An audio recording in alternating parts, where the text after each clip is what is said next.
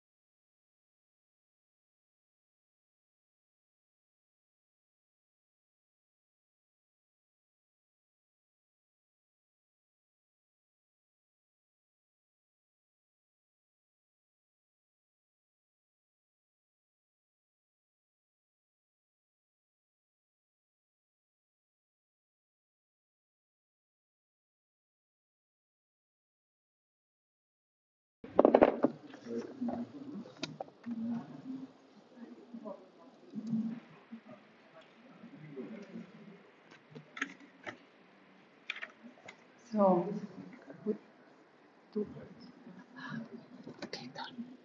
I see the people online? No, I don't see the people online. Okay, good afternoon.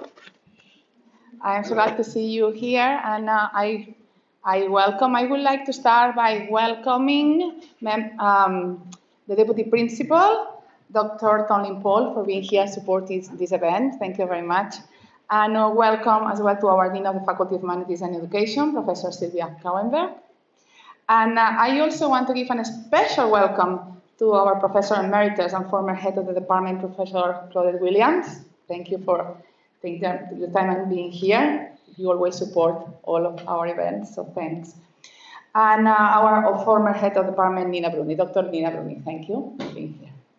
I also want to extend a warm welcome to other heads and colleagues from other departments in the Faculty of Humanities and Education, and for supporting the event, and my fellow colleagues from the Department of Modern Languages and Literatures at MONA.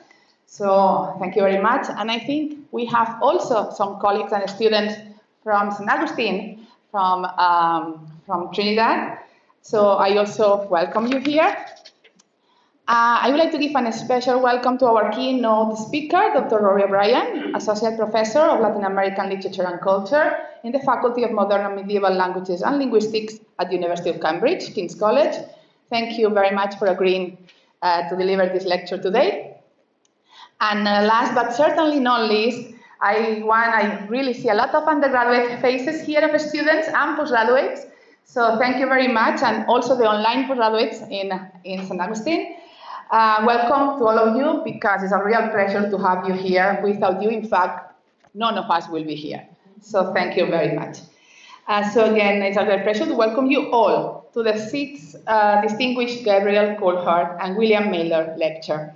As you know, the Distinguished Lecture was initially proposed by Professor Ramsey to honor the scholarship of two of the first members of the department, Professors Coulthard-Mailer, who joined the university in the 50 and 51 respectively. And as when it was referred as the Department of Spanish and French. Welcome to Professor Ramsey as well. Thank you. And this year, as we celebrate the faculty's 75th anniversary, we want more than ever to acknowledge not only the legacy and the strong foundations upon which the department is built and rooted, but also our commitment to the future, one in which the ability to engage with different cultures continues to be a cornerstone of academic, professional, and personal success. As we look to the future, the study of languages, literature, cinema, arts will be more important than ever. These disciplines offer us a lens through which to engage with diverse cultures, providing a deeper understanding of the complexity and nuances that shape the world around us. By critically analyzing literary works, films, and art from various regions, we not only appreciate their aesthetic value, but also develop the critical thinking skills necessary to navigate a rapidly changing global landscape. In an era where global challenges require collaborative solutions, the ability to think critically, engage with different perspectives, and communicate across cultural boundaries will be invaluable. Therefore, the work we do in this department is not just about language acquisition. It's about fostering the intellectual and cultural agility needed to thrive in an interconnected world. In this spirit of our cultural engagement and critical reflection, that are we here especially fortunate to have Dr. Rory O'Brien with us today, whose work embodies the very principles of examining Latin American culture and history through an array of arts forms, literature, cinema, painting, photography, etc., and who will no doubt inspire us to deepen our own connection to the world around us. And now I will give the floor to Professor Coulthard, Dean of the Faculty of Humanities and Education, to address you with a few words.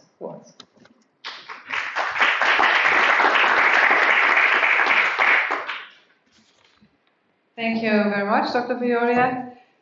Good evening, all, and I think I can say protocol observed, but I think it would be remiss of me if I did not recognize the presence here of some of our retired colleagues. Mr. Pereira, former head of department, former dean, former deputy principal. Great to see you here. Dr. Williams, Professor Williams, Coulthard-Williams, former head of department. Wonderful to see you here. As was pointed out, Professor Ramsey, thank you for joining us. I know you're still with the UE, but no longer in our faculty. Okay, so with the protocol observed, let me just say a few words as Dean of the Faculty of Humanities and Education. So this lecture alternates from year to year between the French and Spanish language programs. And of course, it honors two persons who were the founding members of the department. There is this idea that, you know, those who speak English are somehow uniquely positioned in this world and need nothing else. But those of you who study and know French and Spanish and perhaps other languages know that there is a world well beyond English. If you're studying French or Spanish, which by definition are foreign languages in Jamaica, then you are clearly interested in the foreign. But is the foreign really foreign? Latin American Center likes to refer to us in relation to, you know, the countries of the Caribbean and of the region by the slogan, "We are neighbors." Latin America is our neighbor. The various territories of the Caribbean where languages other than English or English Creole are spoken are our neighbors. So it's really, I think, a great way to honor these founding members of our programs, that we look at our neighbors, and also that we ask ourselves, how different are we really across languages? Is there not a cultural core that unites us? After all, historical migration streams united all the territories of the region and of the Americas.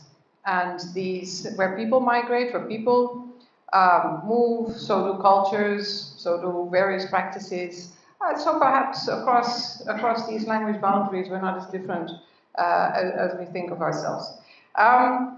This title must win the prize for the most intriguing, the award for the most intriguing title ever. So I really look forward to hearing more about the animal in Colombian culture. And with that, I'll just say welcome again to the Faculty of Humanities and Education, and enjoy the evening. Thank you, Professor Camber. And I now will give the floor to Dr. Colin Paul, Deputy Principal of the University of West Indies, Monaco. Thank you.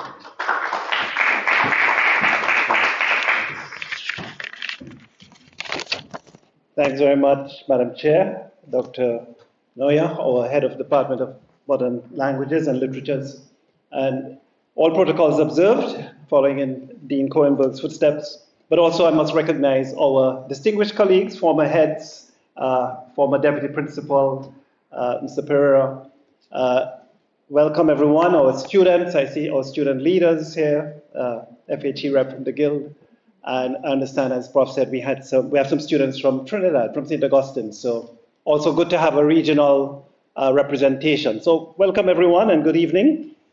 It's my pleasure to bring greetings on behalf of the campus administration. I really want to thank the department for this invitation and congratulate you for hosting this very special, distinguished lecture. We're very happy to have Dr. O'Brien, Professor O'Brien here with us this evening. And this is, it really is a special, an extra special event, I would say, because this year, the Faculty of Humanities celebrates 75 years. Yeah? Give them a round of applause. Let's celebrate every chance we get to have this celebration. We should. Indeed, the faculty established in 1950 has evolved over the decades to meet the challenging and the changing educational needs of our region.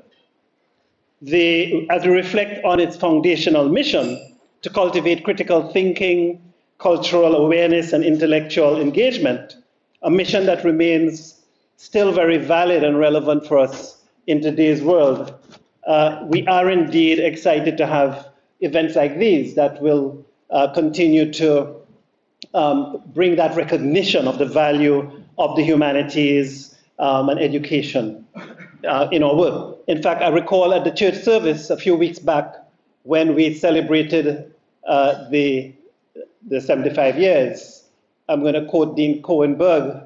I was really struck when she said that the faculty has a legacy of continuity and change.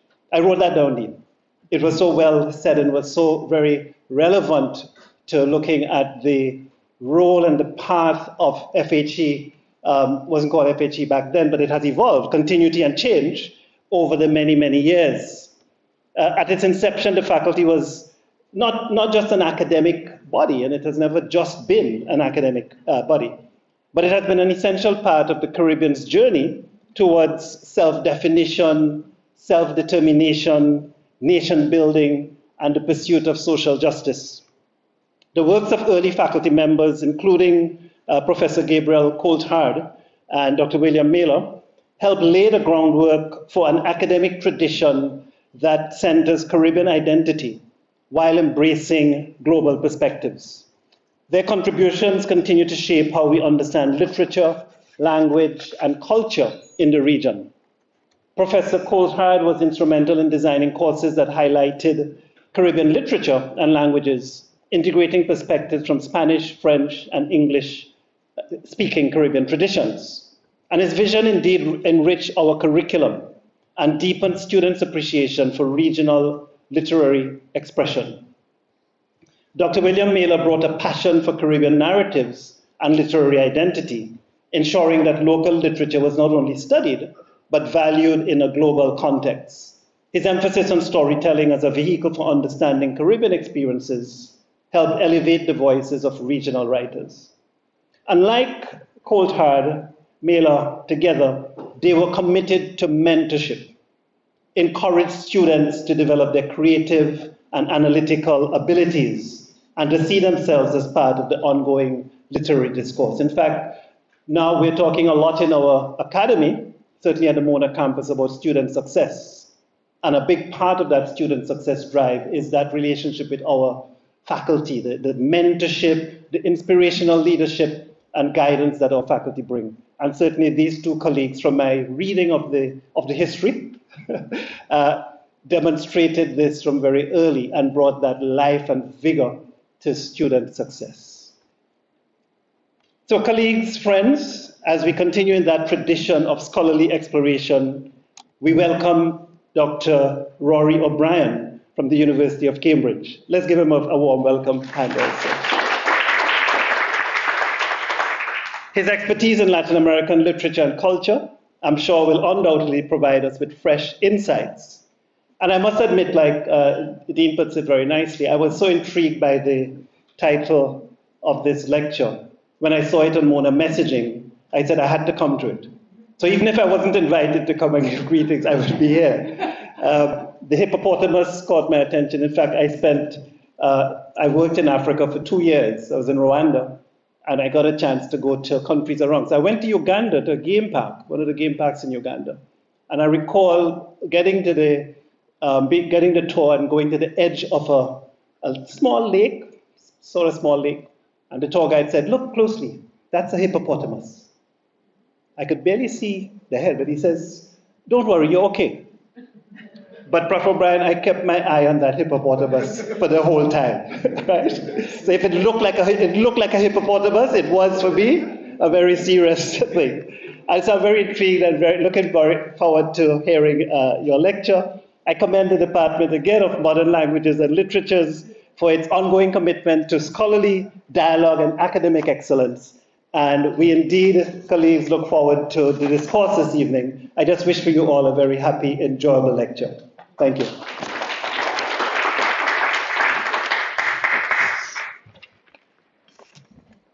Thanks, Dr. Paul, for your words. I also know that you are a friend of modern languages. You've been always by our side. And you yourself speak 2 Creole languages. So we just learned that. So thanks for your words. And now I will present our guest speaker. It's a true privilege to welcome today's distinguished speaker. Though I must tell you, Dr. O'Brien has requested that I refer to him as the undistinguished speaker. And as someone who specializes in the complexity of Latin American culture, I am sure he means it in the most distinguished way possible.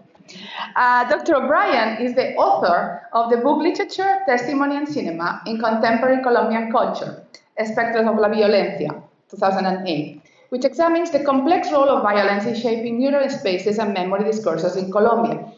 His scholarly work also includes significant contributions to the edited volumes such as Latin American Popular Culture, Politics, Media, Affair, 2013, Latin American Cultural Studies, a Reader, 2017, a Transnational Spanish Studies, 2020. He has also edited the dossier Tiempo de Guerra y Paz, and he has also released a short film and is putting together also some of his photographs that actually, I believe, this collection of photographs of his book of photographs has increased since last Friday. Since his arrival to Jamaica, he hasn't stopped taking pictures. So he's very, very interested in Jamaican culture. So his research interests extend across a wide array of topics, including representation of Colombia's Magdalena River in literature and culture, Latin American ecology, and the cultural dynamics of narcotráfico. Dr. O'Brien is also contributing editor for the Journal of Latin American Cultural Studies and has authored numerous articles on a variety of Latin American writers and topics, including José Luis Borges, Fernando Vallejo, Roberto Bolaño, and the Macondo literary movement. His work touches on themes ranging from Afro-Colombian poetry to the novela de la violencia of the 50s, as well as contemporary narratives about Colombia's ongoing struggles with violence. His current project delves into the rich cultural history of the Magdalena River, exploring how it has been represented in literature, music, and film, particularly in relation to Colombian national identity and global political processes. Dr. O'Brien also has supervised a wide range of doctoral research spanning topics from such as Cuban Revolution, Latin American Romanticism, the short story tradition, and the political poetics of Latin American literature. His depth and expertise and insight has shaped the field of Latin American cultural studies and inspired many students and scholars. So we are very fortunate to have Rory here with us today, and we eagerly anticipate his insights into the dynamic and ever-evolving cultural space of Latin America. The title of today's lecture, as already has been mentioned, sometimes a hippopotamus is just a hippopotamus, has certainly caught everyone's attention. At first glance, might seem like a playful phrase or even a riddle, but as we delve deeper, we will realize that the hippo is not a simple creature. It's an animal laden with layers of cultural, political, and ecological significance. Sometimes, yes, a hippopotamus is just a hippopotamus, but other times it serves as a symbol, both disruptor and a metaphor for cultural integration, wrapped in a hefty amphibious package.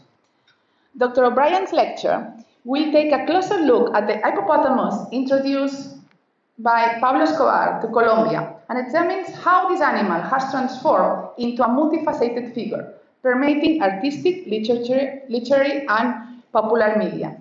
This creature, far beyond its physical size and weight, has evolved into a larger-than-life character in cultural, ecological, and political narratives, sparking profound discussions across various fields. So I'm confident that Dr. O'Brien's lecture will lead us to unexpected places where the ordinary becomes extraordinary. In the case of the hippopotamus, it becomes more than just an animal. It's a canvas for creative exploration and reflection. And please join me once again in welcoming the undistinguished Dr. Rory O'Brien.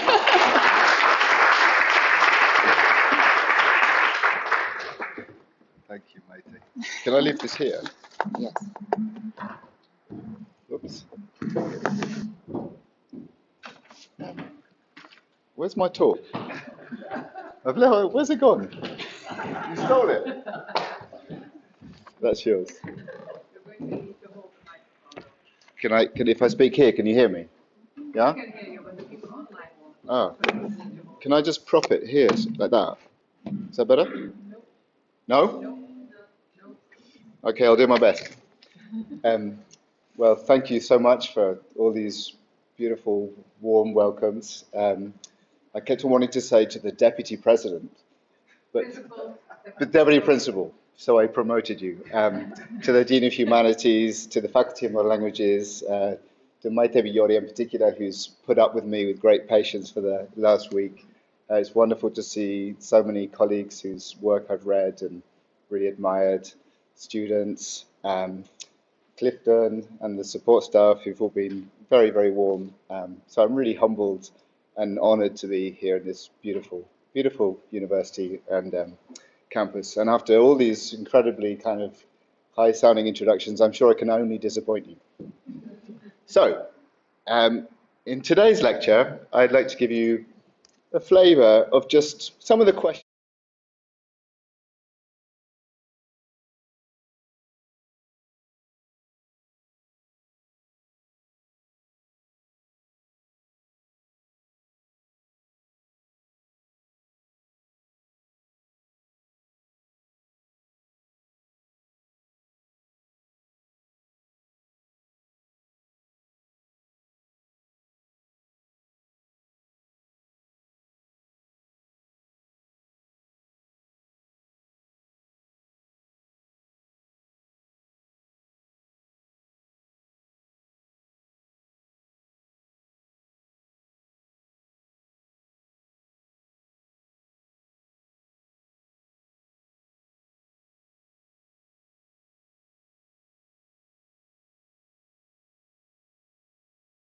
of armed conflict and climate change on the racial ecology of the river's delta up on the Caribbean coast there.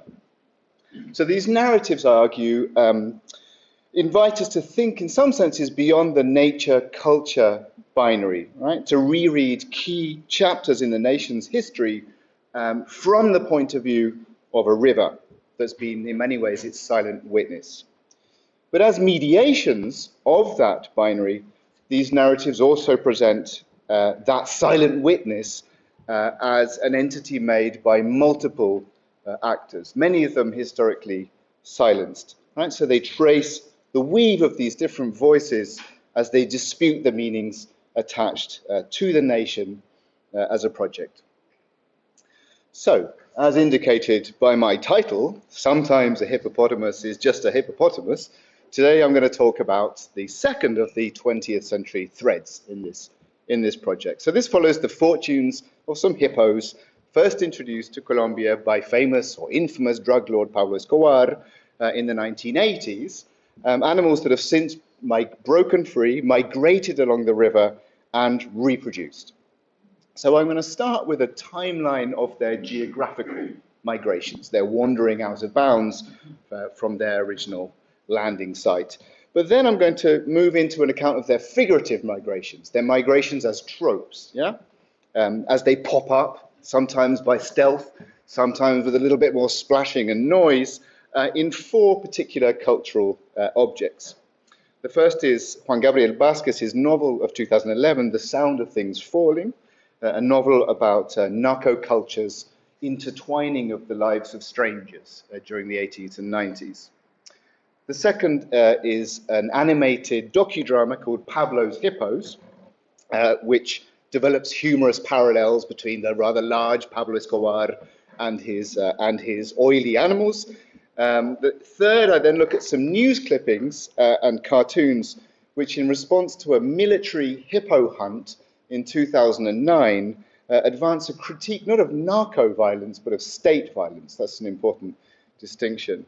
And then finally, I'm going to show you some paintings by a very funny Colombian landscape artist, Alberto Baraya, which will allow us to reflect on the animals as kind of co-creators of this ever-changing landscape.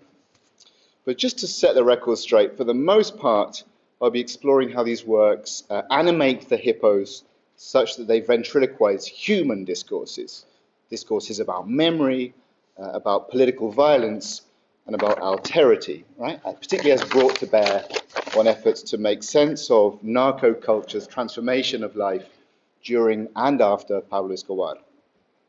But I'll also explore how in tracking and tracing the animals, they give us hippos who, as Maite said, are sometimes just hippos, animals that exceed allegorical capture, that might even unsettle us a little bit in our anthropocentric frameworks. So to begin then, how did these singularly African animals end up becoming part not only of the ecosystem, but of the culture of a major South American river? I should have given you a content warning, shouldn't I? An image of cruelty to animals, sorry. So in July 2009, Colombian newspapers displayed a photograph of soldiers posing in full combat gear around the corpse of a hippo near the river port of Bodegas on the Magdalena. Nicknamed Pepe by local fishermen, it was the offspring of an original pair that had landed in Medellin in 1981 aboard a privately chartered Hercules flight, also containing gazelles, emus, zebras, elephants, and rhinos. They traveled first class. They were to become attractions at La Hacienda Nápoles, Pablo Escobar's estate in Doradal on the same river. While enshrining Escobar's stated commitment to civilismo, nacionalismo, proyectos sociales, ecológicos y deportivos, a populist politics he pursued in his very brief life as a liberal statesman, the estate also displayed other exotica as indices of his wealth and worldliness. So we have a collection of fast cars, a Formula One racetrack, a bull ring, and a private landing strip. Throughout the 1980s, while waging war on the judiciary, on the political establishment, on the press, and even on the civil society he claimed to be protecting, Escobar took great care to ensure that his animals were well looked after. That's a kind of imbalance there, isn't there? You look after your animals, but you kill people left, right, and centre. After his jailbreak in 1992, and then his death in 1993, the state seized his property, and donated many of his lovely exotic animals to zoos around the country, but the hippos were just too big and too costly to move, and they started to reproduce. In 2009 then, news broke that Pepe had broken out of the compound and was terrorizing fishermen and straying onto cattle pastures. The regional environment agency Corantioquia called for the state to intervene, warning that it posed a threat not only to private property and public security, but also as a carrier of tuberculosis, brucellosis, and anthrax bacteria to human health and the environment. Then a full battalion of the army arrived down the river, shot Pepe, but the shooting immediately led to protests around the country, and the campaign to eliminate the remaining 19 hippos was suspended. Since then, there have been plans to sterilize the hippos, and even more exuberant plans to emit hippopotamus passports to have the animals relocated to zoos in Costa Rica, to India, and Mexico. There's been disagreement about who should pay for these proposals, and for the most part, they've been ineffectual. So there are now over 180 hippopotamuses outside this space, scattered as far as 600 kilometers downriver and over a 3,000 square kilometer area. They remain, to use the words of a recent scientific report that makes them sound like a terror organization, fuertemente interconectados, strongly networked. The same report warns that by 2040, there could be as many as 1,000 hippos, but with news of hippo calves being trafficked as pets along the highway, it's hard to imagine hippopotamus escobarensis going extinct anytime soon. The story, I think, raises a whole load of questions. Can a narco-trafficker's zoo be separated from more legitimate uses of animals? Should the hippos forever bear the stigma of their association with Pablo Escobar? Why hippopotamus escobarensis and not other nominations that speak to the state's broader failure to protect life in Colombia? At what point does a foreigner cease to be a foreigner, a virological threat or a vector of disease from which a community needs immunizing? And at what point does immunity, in the name of public health, security, or ecological balance, tip into autoimmunity, the protection of life into a broader attack on the living? Whatever the answers to these questions, and I'll try, probably unsuccessfully, but I'll try to answer these, what we can be sure of is, to quote an article from El Tiempo of 2009, that hippos are now very much part of Colombian culture. Ya pertenecen al reino de nuestro folclore. But what are the forms that this belonging has taken on? And how have they settled into Colombian culture's unique signifying ecosystems? Let's begin. So the first appearance of the hippopotamus in Colombia's culture, Colombian culture today, is as an object of memory, okay? And in a novel, El ruido de las cosas al caer, The Sound of Things Falling, which explores the difficulty of obtaining closure on memory, on obtaining closure on the past, coming to terms with the past. Juan Gabriel Vázquez's novel follows Antonio, a lecturer in law from Bogotá, as he pieces together a traumatic incident involving a stranger he'd met in 1995.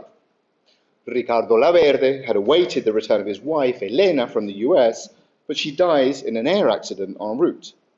After hearing a tape of the pilot's last communications, Ricardo is killed by unknown sicarios, hired assassins. Antonio is also injured, experiences acute PTSD, and his relationship with his girlfriend, Aura, begins to suffer. After hearing Laverde's tape, he gets an invitation to Doradal, that's the site of that zoo, by Maya. This is the daughter of Elena and Ricardo. Maya reveals that the two, Ricardo and Elena, had met in 1969 when Elena came to Colombia with the Peace Corps, and when Ricardo, going against the wishes of his father, who'd been scarred in an air accident in 1938, was training to be a pilot like his grandfather, a war hero from the war of 1933 in Peru.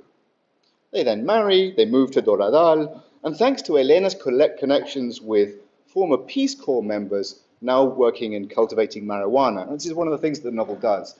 It says this drug trafficking is not originally a Colombian problem. It started with members of the US Peace Corps, right? It sort of decolombianizes narcotráfico. So thanks to these connections with an American woman and the Peace Corps, Ricardo, who's now a pilot, starts piloting drugs across the Caribbean. Maya then learns that her father had not disappeared like some hero, but had been imprisoned in the US when caught piloting cocaine from La Hacienda Nápoles. After reflecting then on the parallels between their two lives as strangers, Antonio and Maya sleep together. Antonio then returns to Bogotá to find that Aura and his daughter have left him, leaving him, a little bit like La Verde, estranged from his family. It's a novel of repetitions, right? History repeats itself. So as a post-Escobar novel, The Sound of Things Falling offers a distinctly oblique angle on the story of drug trafficking. I put Colombian in brackets because it's not just a Colombian problem. It notably eschews the frontal, strongly mediatic violence of the narco-novela of the 1990s. Something Maite studied, and I'm sure you've studied with her, right? The novela de los sicarios, the kind of urban novel about crime. It doesn't focus on the feats of cartel leaders either, but instead it focuses on the lives of ordinary people whose lives are turned upside down when it's revealed that family members turn out to be quite strange. That people don't know what their past lives have been, and when familiar reality turns out to have been shaped by distant and strange events. The novel also moves the narco-novela out of its typically urban setting to the rural areas of Middle Magdalena. And this is where I'm going to get to my point. As a work about memory, though, it importantly eschews closure. Right? There's no beginning, middle, end. Antonio's PTSD, his repetition of aspects of La Verde's life, and the non-resolution of the enigma of La Verde's killing all underscore that the past never really settles as past. Instead, through its multiple air accidents, it presents history as a repeating cycle of failed efforts to defy gravity. Upward thrusts, all undercut by entropic inevitability. So writing involves salvaging fragments of memory, externalized or stored in things, right? Like the wreckage from an air accident, like the black box from the flight in which La Verde's wife had died. So what can't be salvaged is either forgotten or gets reinvented. So it's an oblique novel about memory. But perhaps the most arresting thing about this novel's oblique work of memory is its bookending by two animal encounters. It's a bit like those bookends that you have in your bookcase, with a hippo head and a big hippo bum. So there are two encounters with the hippo. The first comes at the beginning when Antonio reads the news about the fall of Pepe. This is the photograph we saw. The hippo's fall serves a kind of mnemonic function, right? But one that's notably ambivalent. It gives Antonio the sense of an ending, a feeling of closure. Bit by bit, he notices, not without some astonishment, that the death of that hippopotamus put an end to an episode of my life that had begun quite a long while ago, like somebody coming home to close a door carelessly left open. It also awakens a spectre, that of La Verde, who now returns to haunt him as an ever-present ghost, standing by Antonio's bed as he sleeps, watching from afar in the daylight hours. It allows the commencement of writing, but as he writes, he then realizes that the story has happened before and will happen again. In other words, that memory has no beginning or no end. So the first appearance of the hippo marks a closure, but also an opening, a domestication or a domiciliation of memory on the one hand, and a release of memory from its archiving, enclosure, capture, if you like, on the other. The second hippopotamus appears at the end of Antonio's stay with Maya.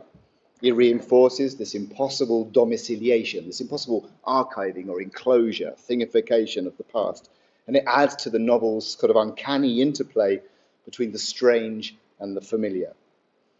Having pieced together fragments of Ricardo's story, they realize that as strangers, they share common generational memories. They then return to La Hacienda Nápoles, which they both visited when younger. They're saddened by the sight of the animals left at the site of the old zoo. There's a leopard sleeping in the corner of its cage, a chimpanzee running demented in circles. But once back on the road, something crosses their path. They wind down the window, get out of the car. There, under the rain, writes Antonio, a hippopotamus was studying us gravely. For what seems like an eternity, it holds them in their gaze. They then follow it as it turns, plods through the undergrowth, and slips into the water. So this second encounter adds to all that's uncanny about the first. It introduces another spectre, another stranger, just as they seem to familiarize themselves with the past.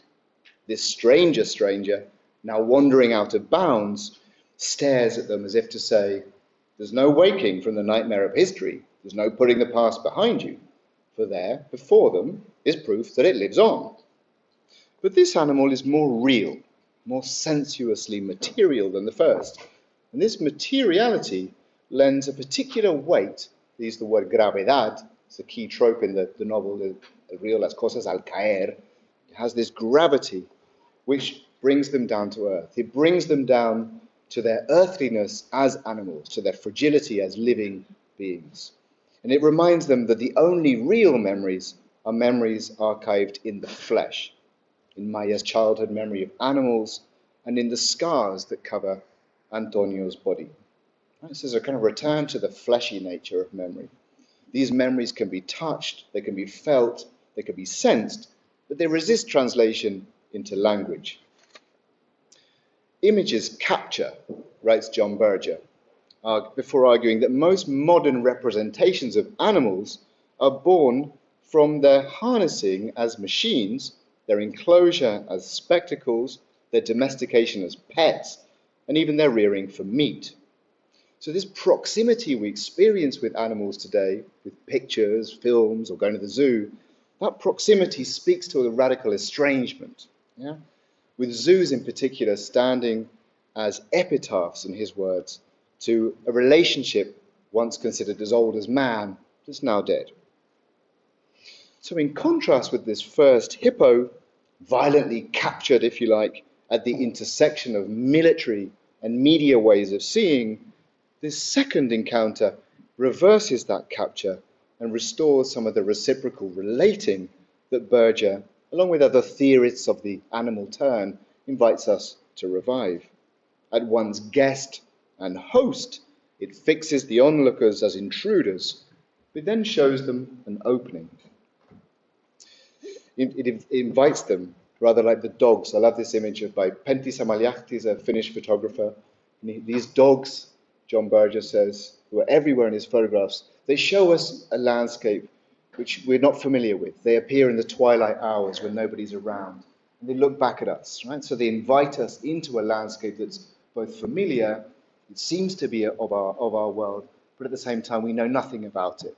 So it's an invitation into this visible order that intersects with, yet has nothing to do with our own. So let's imagine that the hippopotamus is one of these frontier experts and follow it a little deeper, beyond the fence, into this landscape, but into perhaps now the more unfamiliar realms of popular memories of the period.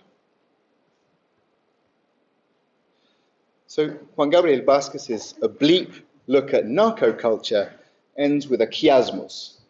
By that I mean a reversal of the gazes and a transposition of the positions of the human and the animal, a kind of crossing of the gazes. Antonio von Hildebrandt's docudrama Pablo's Hippos puts these reversals front and center as it weaves together the story of the popular hero turned villain and that of his mascots turned environmental nightmare. A postmodern parallel lives of sort, its comparative biography of two fantastic beasts, their virtues and their vices, offers, I think, a much more down-to-earth encounter between strangers than the novel we've just looked at, and notably in its inclusion of popular perspectives on the 1980s and 1990s. Alongside ministers, scientists, drug experts, and even a former president, in the film then we see Escobar's relatives, his photographer, his maid, even his top hitman, and locals from Doradal, who all come together to tell their stories about Escobar and his pets. The result is that both the hippopotamus and Escobar emerge as distinctly heterogeneous or socially heterogeneous animals. They mean very different things to people of different classes. Into this mix, it then throws a family of pink or pinkish cartoon hippos whose stories frame and comment on all of the above. And this framing gives the documentary a humorous levity, let's say, conspicuously absent from Vázquez's more gravely philosophical text. But what does this levity achieve? So I'm going to talk a little bit about the theory of humour. So humour, argues philosopher Simon Critchley, has a peculiar affinity with animals themselves. So sometimes cited as what distinguishes us from animals, humour can underscore our eccentricity as what distinguishes us from nature, let's say. Nature doesn't laugh, people say. Humans laugh. We have laughter, but nature doesn't. So it's sometimes cited as what makes us radically different from nature. But he argues that it also somehow it underscores our eccentric position in nature. Laughter, for example, brings us back to the body. As our organs jangle, as we clutch our sides, we're reminded of our embodiment as animals, of our earthliness as animals. Laughter can also remind us of our embodied social commonalities, right? As someone titters in a bus queue and everybody gathered starts cracking up, right? Laughter is contagious. It cuts across social distinctions. Yeah? And satire's use of animals, most notoriously, usually to deflate certain human beings, typically destabilizes the frontier between humans and animals as it moves back and forth across that frontier. But humour isn't always the great social leveller. Humour isn't always the conduit for the triumph of what Mikhail Bakhtin famously calls the immortal popular body. It isn't always a way of deflating power. Yeah? Because as it moves across that boundary between humans and animals, laughter can also evoke sympathy for some and disgust towards others. So I think the humour of this documentary with its animals and their kind of lower bodily jokes is also ambivalent in its effects. On the one hand, the film's cartoon hippos make us chuckle at efforts to, human failures, if you like, to bring Escobar and his animals under control. And these failures are notably borne by the state. So it begins with this wonderful travelling shot that sends us hurtling through the gates of La Hacienda Nápoles, where we then see journalists gathered by a lake with their cameras. We then have a news clip announcing the escape of 3 hippopotamuses from the zoo. And then we cut to the figure of a baby hippopotamus calf swimming desperately across the lake, panting, "Grandpa, Grandpa!" There are the hippos bathing happily in the lake. "Grandpa, Grandpa," she says, "the humans are coming. I think they're coming towards us. I think they have weapons." Grandpa Hippo heaves himself round the rock into view and says, "Don't you worry about the humans. They are silly creatures. They only come to look and admire at us. Most of them have never seen anything as big and as beautiful as us. It is only natural that they stare." So again, we get the animals eliding the military and the visual. Oh, they've got cameras. I think they're weapons, yeah? But this time, notice the satirical elevation of the animal and the belittling of the human. Oh, human beings are silly. They don't understand something as big as us. The question is, though, how are we to understand? What do we make of that view, that sort of anthropomorphic take-up of the view that all humans are silly? Doesn't it mirror, even as it mocks, the humanist tendency, to borrow Jacques Derrida's words, to corral all animals into a single conceptual pen? So Derrida, like Berger, like many other people who write about animals, is concerned with the violence that's done by this verbal anthropocentric abstraction of the non-human to a single entity. the animal. He calls it l'animaux, it's just a word. Yeah? But this animal circumscription of the human seems to do the opposite.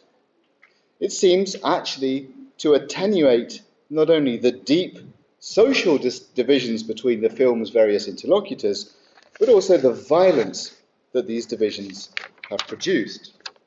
As if, thanks to the animals, entrenched and bloody conflicts or antagonisms can now be revisited agonistically, that's to say, in a safer agon, in a kind of safe arena, where former enemies meet, if not as friends, then at least in dialogue. Right? So somehow the animals, they laugh at the humans, and so we think, oh, actually, they're all kind of like a gathered family. There's another kind of narrative of collective community, kind of collective story here. They're all in this together. So it gives a sort of sensus communis to those gathered, right? And there are some pretty extraordinary kind of gatherings of people. So we have people, as I said, we have Escobar's sister, his chief hitman, interviewed alongside a former president. We then have the son of Lara Bonilla, Colombia's justice minister, murdered in 1984, who sits next to one of the two sicarios who shot his father. So it's kind of extraordinary that you've managed to get these people together in the film. Right? So on the one hand, animals laughing at humans allow humans to feel a little bit more united. But other forms of animal humour in the film don't so much dissolve as displace and reproduce those social antagonisms muted by this otherwise ironic reunion of enemies. And they do so in the particular timing of their interjections. So near the beginning, see if I can do this, I'm not very good with computers. Edgar Jimenez, Escobar's photographer, is the one at the bottom, and Popeye, Escobar's chief hitman, tell us that Escobar was educado con las mujeres, una persona totalmente sencilla. Luz Maria, his sister, then cites his love of animalitos, lo verde, la reforestación, as a sign of his innocence or his decency. Immediately afterwards, Grandpa Hippo, now sounding a little gruffer, pops up to say, he was feared by the males and loved by the females, a true alpha male. Next, he shouts, and the camera pulls back to show us a line of female hippos all waiting to take a turn with him. Right? So while ostensibly confirming the greatness of Escobar, the interjection now makes us laugh, not so much at the humans, but at the views of these working class humans who can't see what a simple hippopotamus can, which is that Escobar's good patriarchal values mask a bestially sexual will to power, and that innocent passions are where evil flourishes in all of its banality. So this unmasking, both of Escobar and his animal motives on the one hand, and of his popular supporters' naivety on the other, I think lends the film, seemingly a kind of popular view on Escobar's history, it lends the film actually quite an anti-popular quality. In politicizing the animal, then, it also bestializes the political, reducing narco-populism in particular to the figure of the obedient herd blind to its exploitation by the powerful leader. So, in a subsequent flashback, Grandpa Hippo nostalgics. Thanks to El Patron, everything I wanted, I ate. I had 12 lunches a day, and there was always someone there to clean up after me. He takes a big poo, and then someone scrapes it up, and the camera then cuts straight away to two journalists recalling that there'd been speculation at the time that Escobar had actually farmed animal dung to wrap the cocaine in because it was so potent it could get past sniffer dogs at international airports. So the editing here reinforces the view presented by some of the film's more illustrious interviewees, politicians and ministers, that Escobar's populism, his handouts to the poor, his campaigning for a Medellin without slums, was little more than political cynicism, a means to extract surplus value at any cost from the poor. So the film's appeal to the lower bodily stratum doesn't automatically align then with Bakhtin's view of humour as a conduit for the triumph of the immortal popular body. But what it does stress is that the death of one narco-trafficker is never the end of the story. Neither is the killing of a single hippopotamus. Indeed, thanks to the hippo's own astute alignment of the cartel and the herd, the film leaves Pablo's and his hippos as metonymies of a much more fearsome beast, namely the narco-corporation, or even just the corporation. The corporation which, in connecting producers, consumers, finance, and infrastructures across vast geographical spaces, poses a major challenge to the sovereign state's ability to manage narco or capital's deterritorializing flows. How do we get rid of the hippos? Asks one of the biologists in the film. And the question by the end of the film comes to sound a bit like, how do we get rid of Escobar's legacy? And the film sort of admits that you can't. A single state can't deal with a narco-trafficking problem like this. So the last word goes to the Grandpa Hippo. It doesn't work that way, Grandpa Hippo responds. We all die. The lions, they call it the circle of life. But one alpha will always be replaced by a new one, like with El Patron. There will always be someone else. So the problem of management, then, is the one that comes to the fore from this documentary. The problem of management as related to state power and to the state's exercise of sovereignty over life. And this acquires a distinctly more somber tonality in the third object I want to talk about today. These are articles and cartoons, as I said, written in response to the shooting of Pepe in 2009. So the general tenor of these articles is really of anger and of disgust, not, as I said, not in the face of narco violence, but in the face of state violence, and particularly in the face of the state's use of force on a living body, which after this shooting came to symbolize something much bigger, a social problem. So the context, we must remember, was one in which another very powerful alpha, President Álvaro Uribe, had declared war on Colombia's oldest guerrilla group at the time, the FARC. Having declared the FARC a narco-terrorist organization, i.e. not a political organization, he suspended the normal rules of war, creating a state of exception that allows him to use terror in the pursuit of so-called seguridad democrática. It's all about protecting democracy, but in order to protect democracy and security, you have to suspend the normal exercise of law. It's a kind of this law by terror, or something like this. Yeah. So the articles I'm going to look at now place the hippo then at the center of another set of reversals, this time of politics into what you might call biopolitics, if you like, the protection of life into a war on the living, and human life as bios into a state in which it became indistinguishable in some cases from animal life, or zoe, to use Agamben's distinction. So what triggered so much anger was the publication again of this photograph of soldiers posing. Look at that possessive gesture, the hand on the hippo around the corpse of Pepe. Now, at the first, the outrage seemed to be ecological. Yeah? People seemed to be annoyed for ecological reasons at the killing of this animal. Protesters decried the display of force against an innocent animal, citing la mala conciencia ecológica. And they saw the hippo as the sacrificial victim of a generalized disregard for nature and the environment in Colombia. Claudia Mora, then Environment Minister, hit back by insisting that the animals were an invasive species and that they had to be killed to safeguard human life and the environment. This response then prompted another outcry from locals in Bodegas, the site of the initial killing, who, in addition to citing their sadness about seeing this hippopotamus die, claimed that they had actually become quite accustomed to living with this hippo.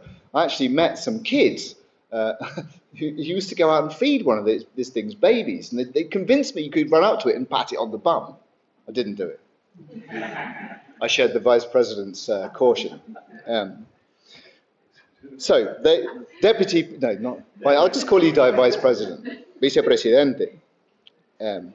So they said that if the army were to return to kill the mate and the calf that had escaped with Pepe, they would not tell the army where it is to be found. They refused to collaborate with us. Right. So first then, there seems to be a kind of ecological rage. We are upset that the state uses violence on nature.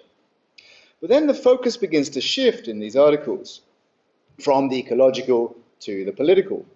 And others began to read the cruelty, curiously, this act of the killing of a hippopotamus, as an indirect blow to the FARC itself, to las Fuerzas Armadas Revolucionarias de Colombia. A reading that played off Uribe's insistence that Escobar's legacy had now passed on to the insurgents, and that the insurgents were just simply a narco-trafficking organization in disguise. So parodying this view, we get a cartoon published in El Tiempo of July the 13th, which gives us the mugshot of a mustachioed hippo looking distinctly like El Mono Jojoy, the FARC's then second in command, complete with El Mono Jojoy's trademark beret and communist insignia. Also connecting the hippopotamus, the hippo hunt, with the symbolics of counter-terrorism, columnist Carolina Sanin then pointed out there was a strange kind of citational quality to the relation between these two images. So she noted actually how the killing of this photograph of these soldiers posing around the hippo weirdly seemed to be quoting an earlier photograph of soldiers huddled around Escobar's corpse in 1993.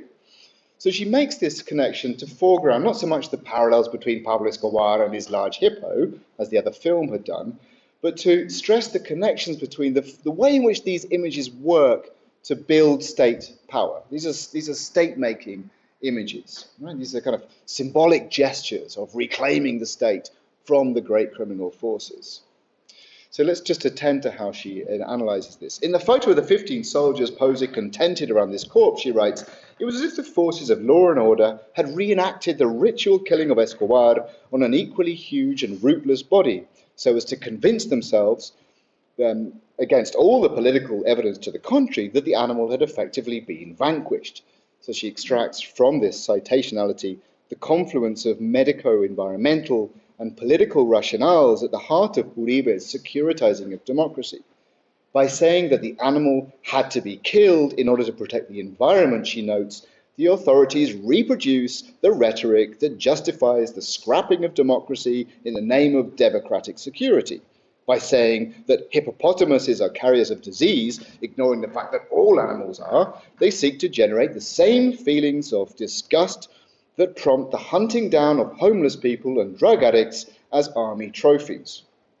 Right, so from these publications then, the slain hippopotamus starts to become an index not so much of the devaluation of animal life as an index of the devaluation of human life, of the inhumanity of the treatment of certain types of human beings deemed to be living beyond the law, as bare life that could or even should be disposed of in the name of peace, health, and security.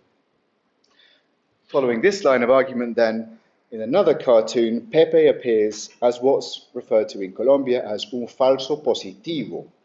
Right, this was a sinister medical military term that entered everyday discourse around the end of 2008 to refer to the cases of homeless people and drug addicts who had indeed been lured out of the cities by the army with the promise of a job, murdered, and then dressed up in guerrilla uniforms and presented as trophies of Uribe's victory over the FARC. Right? It was a terrible, terrible moment. Actually, it's thanks to President Gustavo Petro, who pushed this in the parliament that this has come out. So the cartoon reads, he was camouflaged and carrying classified materials belonging to the army. Right? Say the two soldiers, their guns still smoking, here mimicking the paranoid language of the state, according to which there can be no justice for hippos, for a hippo is never just a hippo, but a terrorist who comes in camouflage to deprive us of our materials, and perhaps even of justice itself. As with the viruses they carry, the only way to manage these simulators is with a dose of their own medicine, by depriving them, that is, of their right to live, lest they deprive us of our own first. We're nearly there. So how do these materials then invite us to reread those protests that I mentioned earlier, the protests that followed the killings? In The Sound of Things Falling, Antonio expresses fascination and repugnance as protesters take to the streets and declaim, "Save the hippos," or "I'm a hippo, don't shoot." He confines the protests to the rich neighbors of Bogotá, ahí esa cosa de gomelos. Pablo's Hippos, in quite stark contrast, presents the protests as continuations of the mob outrages that followed Escobar's funeral. So it shows footage here of the crowds shouting "asesinos" at the state at Pablo Escobar's funeral in Medellin in 1993, with protesters shouting "asesinos" outside the Ministry of Environment in 2009, as if to suggest that they were just continuations of the same phenomenon. I think the articles we've just looked at invite us to read the protests in much less restrictedly class-specific ways. For in repudiating a kind of violence that treats humans as some would treat animals, they invite us to take seriously the protesters' identification. Soy hipopótamo, no me mates. Yeah?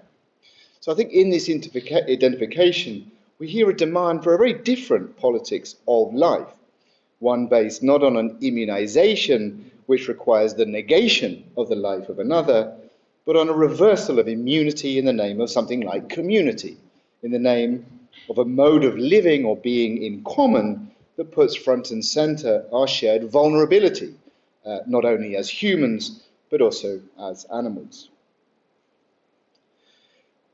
So, by way of a conclusion, and now in a lighter tone, let's return once more to that strange landscape that opens up between Elena and Ricardo after their eyeball-to-eyeball encounter with the hippo at the end of the novel.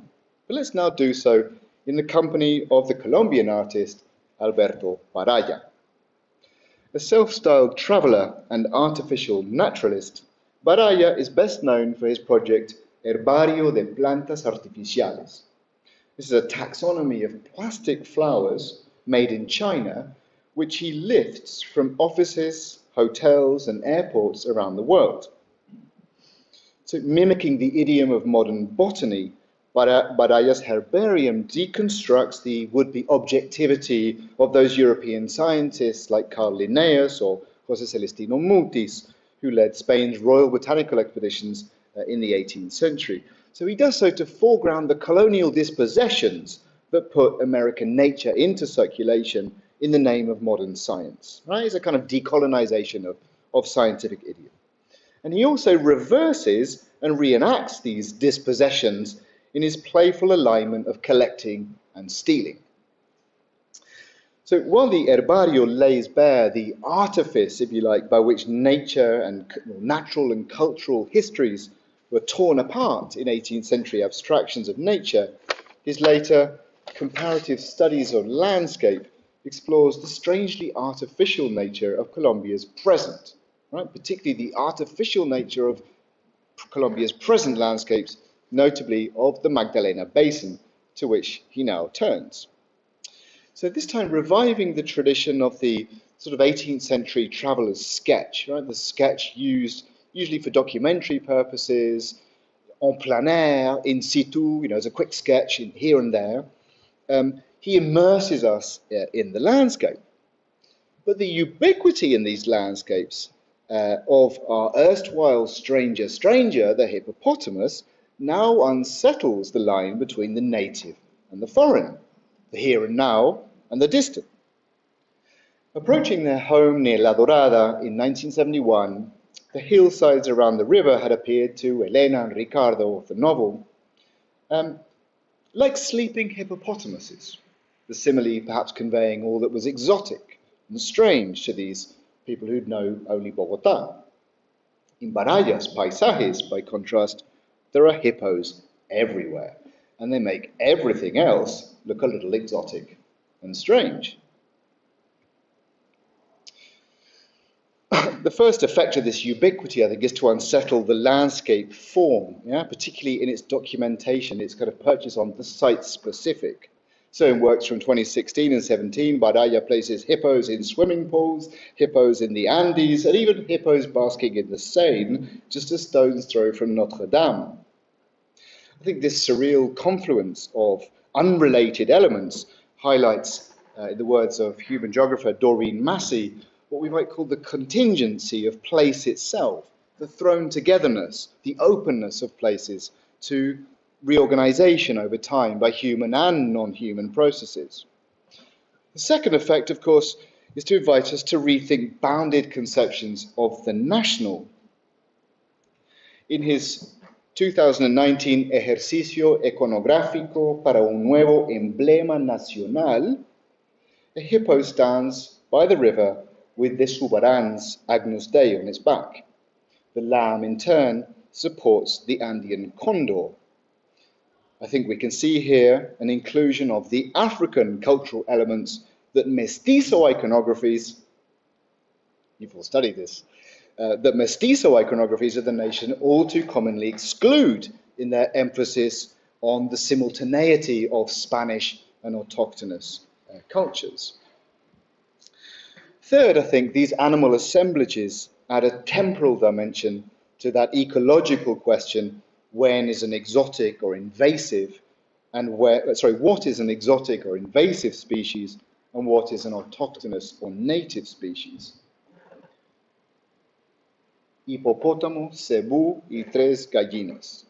Hippopotamus, cebú is a type of cow, and 3 chickens, announces in its subtitle that the hippopotamuses escaped from Escobar's zoo are the most recent of exotic species to have transformed the river's ecosystems. Now, while there's a debate as to whether chickens were native to the Americas in 1492, the cebu, a descendant of the Indian aurochs, certainly wasn't, as it was introduced in 1913 by German breeders. Indeed, actually, the cow is probably much more of a signifier of narco-trafficking and its effects on landscape than the hippo, the cow being the principal means by which narco-traffickers launder narco-capitals, right? So actually, it's you can't launder money in big flashy cars because you get caught. So the cattle farming and the felling of lands is the most convenient way to wash this money. So actually, narco-trafficking has a huge impact on the landscape. It's just not visible. It just looks natural because of these cows. But the important thing here is that this animal is also part of a transformative set of processes that began long before narco-trafficking itself. Right? So that's the third thing we can take from these pictures. The fact that in these landscapes, most of the animals are recent arrivals, and the hippo is just the last of these to arrive. Fourth, Baraya's hippos come not as invaders, but in the name of a different kind of relating. So when they stare back at us, I think they pose questions that are also ethical and political. So again, parodying here the language of the scientific report, the subtitle of Hippopotamus and Capybara in the Magdalena reads, "The African hippopotamus in the Magdalena Basin is also affecting or disturbing the habitat of the capybara." The river here becomes the site of a double displacement, both of the African hippo and of the capybara, neither of which belong, properly speaking, at all in the Magdalena, right? So the capybara is actually properly belongs to the eastern plains, hundreds of miles away over the Andes, right? And that oddness helps underscore, I think, a third element here, which is underscored by that word affectación. It's a distinctly ambivalent word. His appeal to that term affectación, which refers at once to disturbance and affection, displaces the typical treatment of the hippo as a kind of hostile invader in favor of something like a kind of hospitality, right? An effective relation of mutual support in which both foreigners play host and guest to one another. So we see here not a relation of enmity, which has structured so many of the views of the hippo, but of a kind of friendship, a kind of convivencia that makes being contingent not on the negation of the other, of the outsider, the intruder, but on a kind of mutual openness of beings to their contamination as in their species specificity. And from these mutual affectaciones then come affectionate couplings. This is my favorite. The birth of the manatipotamo. So the ecologists are really worried about the hippopotamus displacing the manatee, but actually the manatee was basically shot by so many 18th and 19th century travellers who just, who hunted them for sport, going up and down the Magdalena. This is quite fun, isn't it? So they're going to give birth to a new hybrid species. There's a spirit of hybridity there, isn't there, which is a kind of commonplace in Latin American art. But to go back to that, so I think radicalizing this contamination of species being in Hipopótamo y Caimán en el Río Magdalena, we have here a hippopotamus staring back at us from the edge of the river, now with a caiman on its back. This hippo says, look, this is what convivencia might look like, as the two of them now guard the river from us, the intrusive onlookers. Again, we ask, is this a relationship of mastery or domination, or is it one of mutual support? Is the hippo carrying the caiman, or is the caiman holding it captive? Is this a friendship or a relation of mutual enmity, or perhaps both at once? An approximation born of a suspension of hostilities that can only be maintained by the threat of mutual destruction. And that's how I've chosen to read it, right? As an image of a kind of being in common in which friendship and enmity, hostility and hospitality become indistinguishable as they're held in abeyance. An image in sense of that immunity reversed into a spirit of community. And I think this reversal is beautifully captured in the last image I've chosen for today, and the image with which I'm going to draw this to a close, hippo hunter in the Magdalena. So here, erect on a horse that occupies most of the frame, a colonial official stares into the middle distance, left of where we stand. His gun is cocked, and his hand is on the trigger. But the hunt seems to have been indefinitely suspended, deflating his claim to mastery, and with that, the mise en scène of his virility, that same virility shown by the state, or shown by Pablo Escobar with his zoo, deflating that virility, a capybara has piggybacked a ride behind his back and stares relaxedly off to the right. Two dogs then further scatter the play of gazes, neither of them seemingly concerned at all with their prey, who bask in the background freely and happily. All of those present, furthermore, are oblivious to the presence of yet another stranger, though, yet another newcomer, the giant land snail in the back, which chomps happily on grass behind the horse. This is another species that's been deemed an invasive species that's sort of becoming native. So I think the image finally then makes of the hunt that set this whole story of hippopotamuses in motion something much closer to a cohabitation, a gathering of distinctly exotic beasts, all of whom now fix one another in their strangeness, and in a landscape where the hippo itself might now in fact seem like the least exotic stranger of all. And I'll leave it there for questions. Thank you very much.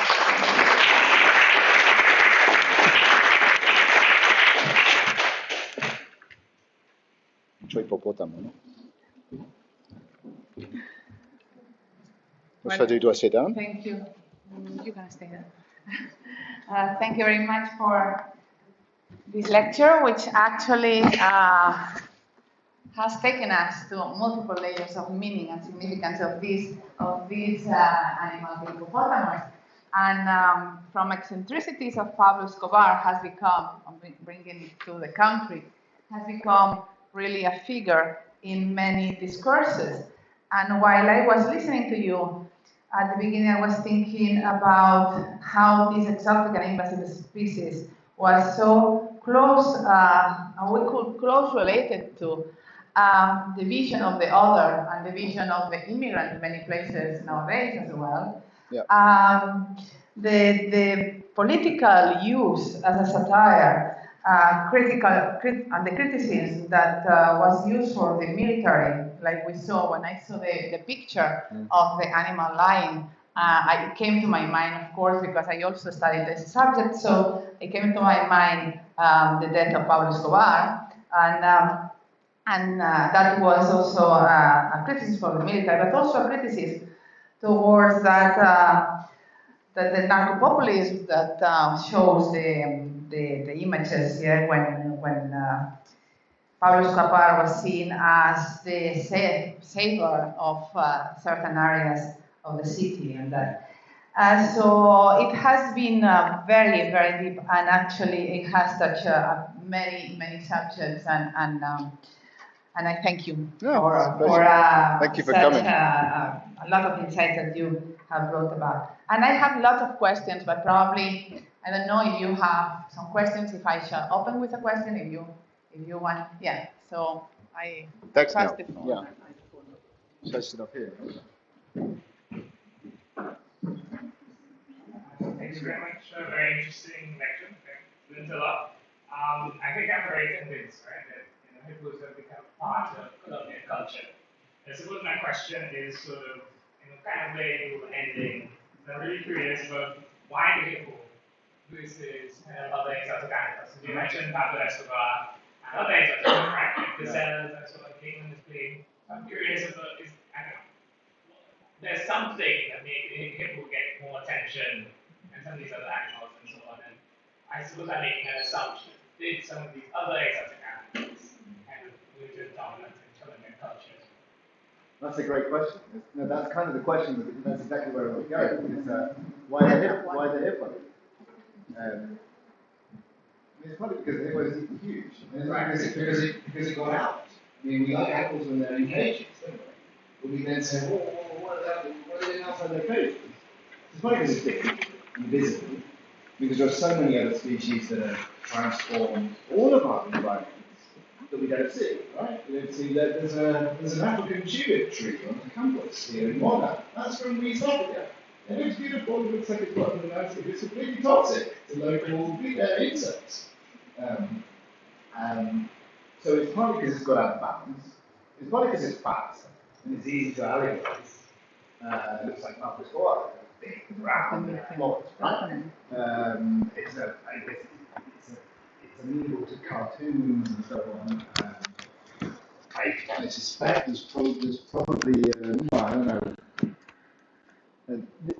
There's a whole kind of racial thing here going on here too, right? So this region is kind of racially mixed. There's something in the fact that this is an African animal, yeah. This is not kind of identified as a racially black part of it, but it's a sort of frontier where there's a lot of migrant labour. And when I talked about the adoption of corpses, which is from the previous chapter, a lot of the bodies washed up were working class or migrant labourers. So that's why it became so. That's why it spoke to those protests about the killing of everyday people. It was partly the devaluation of racialized bodies in that area. But, I mean, I think what Baraya does is he's asking exactly the same question. This is a really terrible mixing of metaphors, but the hippo is kind of like a white elephant by the end. The hippo is the last one to arrive. They're all, the cows are everywhere. The cows are. And then there's the snail. I mean, this is globalization, isn't it? The other side of globalization is the globalization of think of COVID, of diseases, of bacteria, of insects, of seeds, of all sorts of things. This is a wonderful study I read recently of the geography of Berlin, the flora of Berlin. Boston is actually set up a whole sort of institute to study the flora of Berlin because it was such a crossroads of different sort of armies in the Second World War, and the tanks would bring seeds and biota from all over Europe. So it's a sort of mixed ecology. I guess I'm trying to I'm interested in how that ecology carries the traces of these different histories. But the hippopotamus, I think, at the end of the day, is just why just a hippo? There's a much bigger problem here. There's a political problem, and that is the question, really. Why the hippo? I think it's mainly it's just big, and they got out. In the film, they make a lot of this. Pablo Escobar broke out of jail, and the hippo's like, yes, we broke out too. We cannot be put in the zoo. Pablo Escobar. But so that's the perfect question. Thank you. Yes, one thing that is the cow problem more sorry. than having more observations.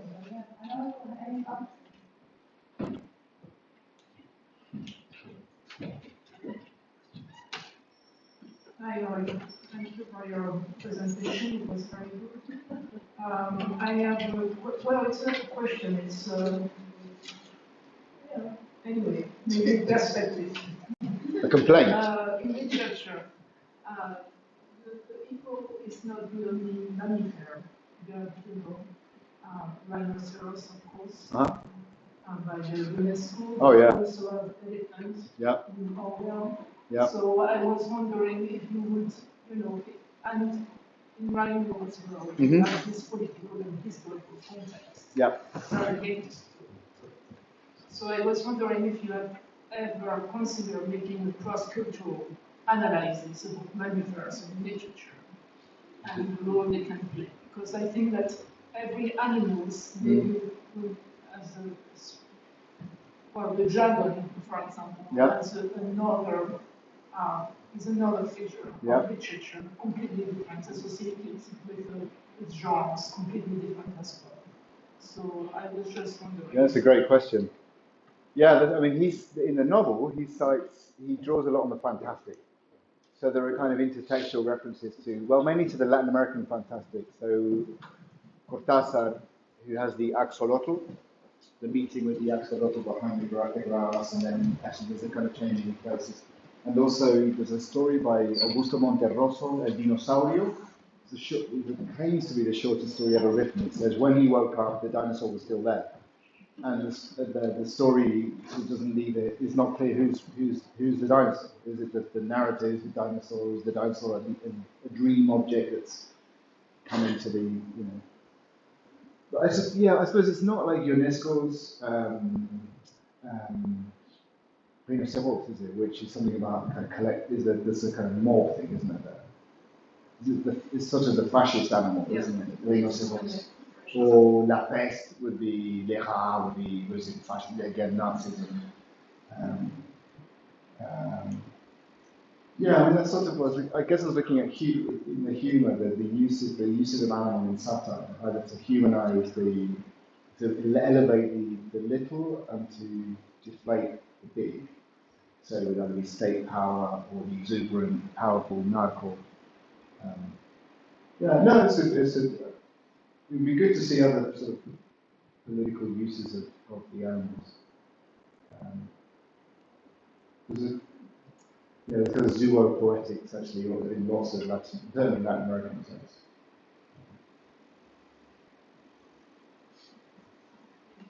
I guess it's like they combine your question with Dexter's question, and so that's where we go there.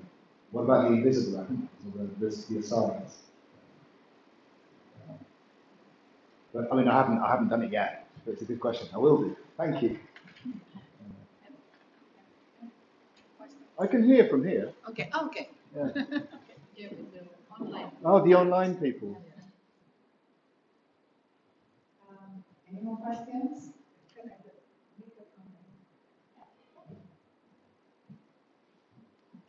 First of all, Rory, thank you for your presentation. Oh, thank you. It was serious enough. Yes, talking about ambiguity, but also sufficiently light. Not too heavy. Not to bog you down. No. As a retired person, I don't want to be bogged down.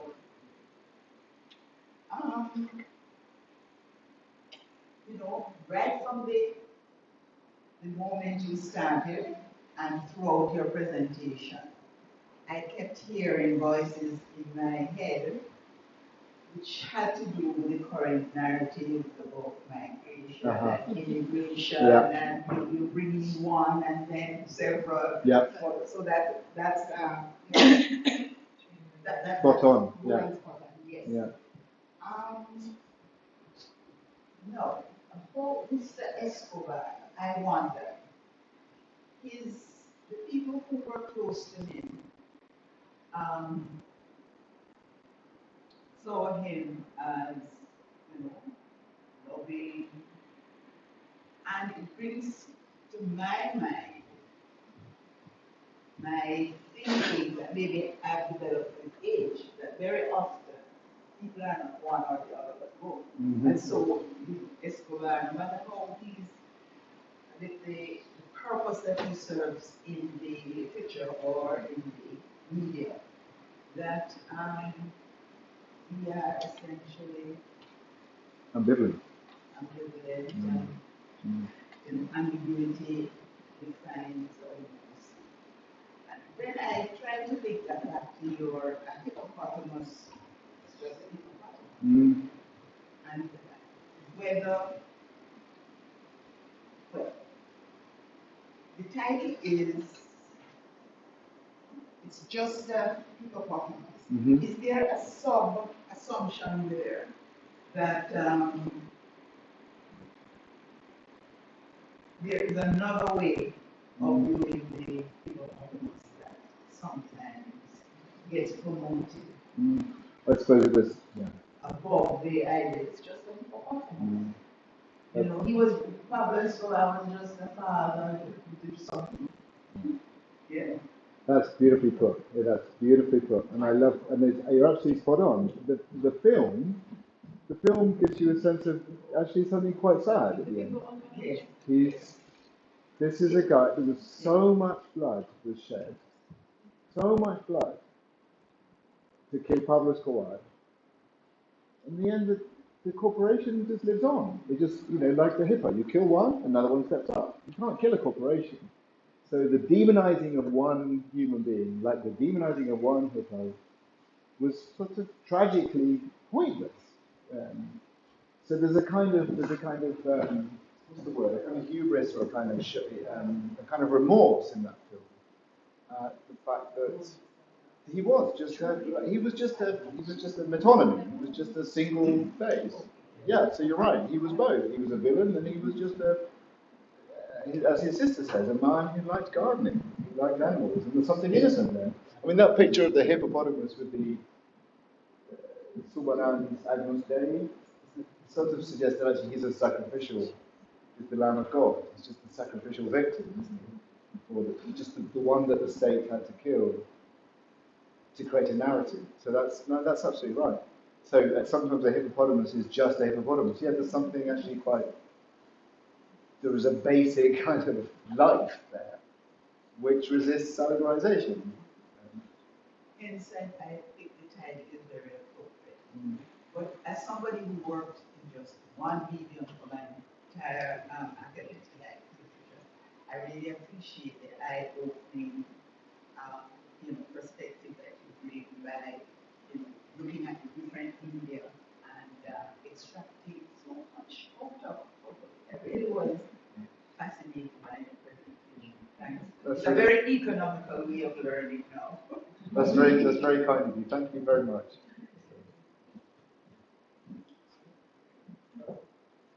Question. Okay. Somebody else here.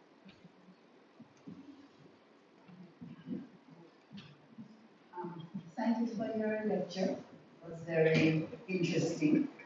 I'm not sure I have worked this out sufficiently in my head, but it's something that's going through my mind because on a number of occasions when I've been searching through cable channels, I've stopped on a channel that keeps carrying a documentary called In Search of Escobar's Gold.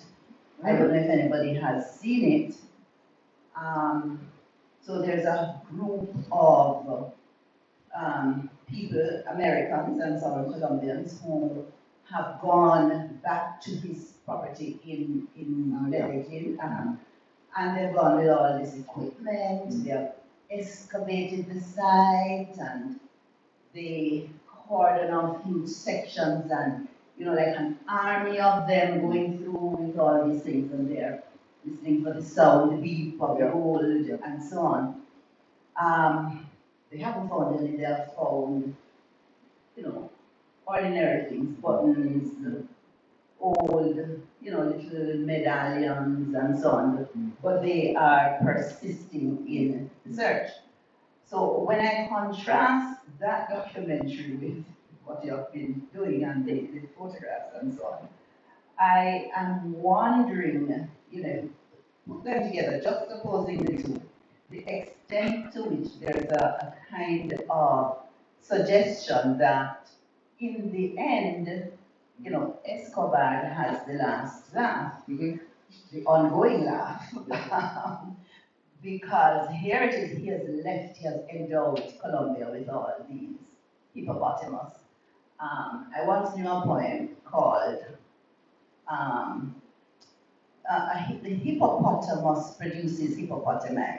I'm just saying that, I don't know what is the plural of. Yeah, that sounds right. Yes, so that is, he has endowed, left them with all these, which they don't really want, which are bothersome, they're terrified of them and so on. But at the back of people's minds, perhaps, they're wondering where's the gold, where's the money, And these Americans have come down and organized this massive search team to find the gold.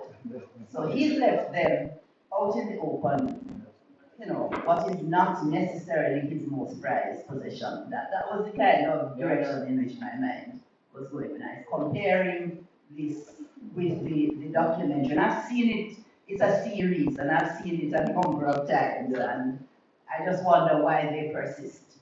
There's great hope that they'll find his gold buried under there somewhere. Thank you very much. That's great. No, I sort of wanted to touch on that a bit, because the zoo, it was a display of wealth as well. I can buy these big animals, and he displays, as you say, he displayed this collection of cars.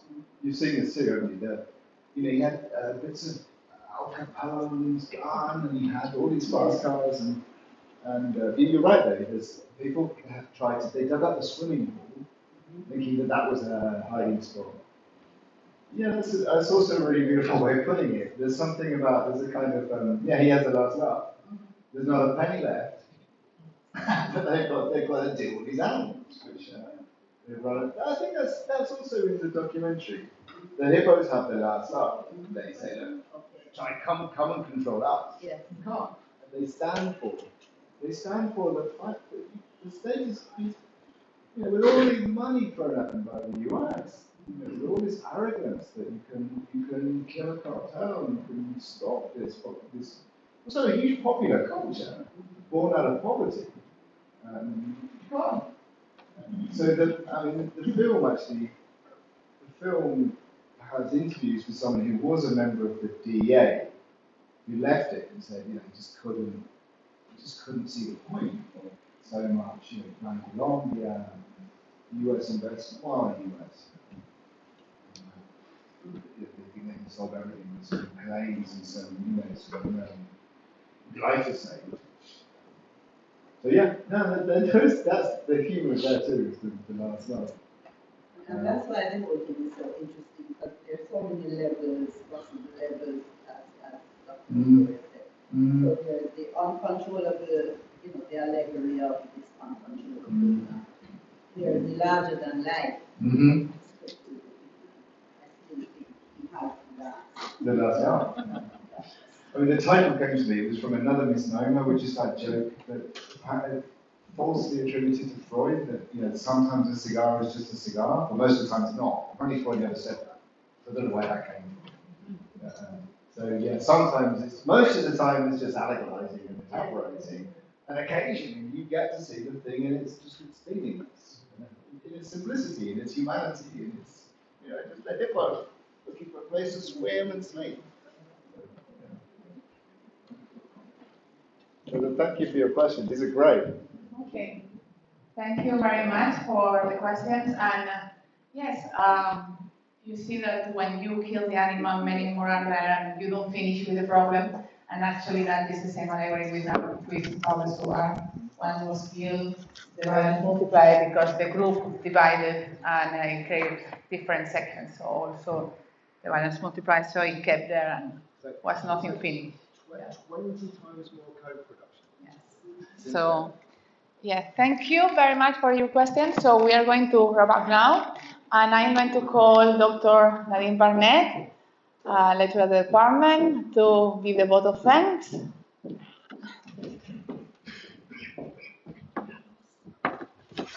This is the light. Ah, yes. I hope I didn't blind you. Good evening, everyone. Good evening. Dr. O'Brien, it was certainly good to be here with you this evening. On behalf of the head of department, Dr. Teresa Vioria Noya, and my colleagues in the Department of Modern Languages and Literatures, I'd like to thank you all for being here this evening. To the Deputy Principal, Dr. Tomlin Hall, good to see you, sir. The Vice President. So he has been promoted this evening. And because of that promotion, I'm sure we're going to see him again on March 20 for our Modern Languages Day opening ceremony. Special invitation, correct, Dr. Vioria? To our very own Dean, Professor Cowenberg, who always supports the department. Thank you for being here with us this evening. To our Deputy Dean, every time I see her, I think about my steps and my health. She's the Deputy Dean of Wellness and Success. Thank you for being here this evening. To the former heads of department, always a pleasure to see them. Professor Williams, Professor Ramsey, thank you for supporting us this evening. To former Dean and the Deputy Principal, Mr. Joe Pereira, always good to see you, sir. Thank you for being here with us this evening. To the heads of departments, of other departments, I see a few of them here. Dr. Milson White, Dr. Griffin, Dr. Cressa. I don't think I've missed anyone, no. Yes, to our visitors and friends, to the students, span 1,000 to Mr. Martinez students, yes. Some have gone, some are here. Thank you for staying. And to our technical operator or technical genius, Mr. Clifton Makuk. Thank you, sir, for your usual expertise. I think I have thanked everyone. Yes. It really was a pleasure to be here. But last, but by no means least, Dr. Rory O'Brien. It was a really fascinating, thought-provoking, good lecture. It really was. Oh, thank you. Really was. So give him another round of applause. And we'd like to invite you to the stage to receive a token on behalf of the department. Oh, that's so kind. Thank you so much. That's lovely. Thanks. Una foto. Okay, vamos. Una foto. And thank you for such a lovely welcome, for your patience. I know the students have all gone. They were paid to be here. Oh, we have to share, no share. Look at that. It's the chiasmus.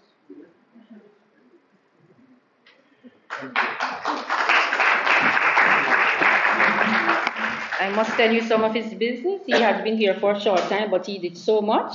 Blue Mountain, Yep. climbed the Blue Mountain, etc. And the reggae festival. And you went to the reggae festival. Yeah. Okay, wonderful. Brilliant. Well, good night to everyone. Safe travel. Sleep well. Thank you. Thank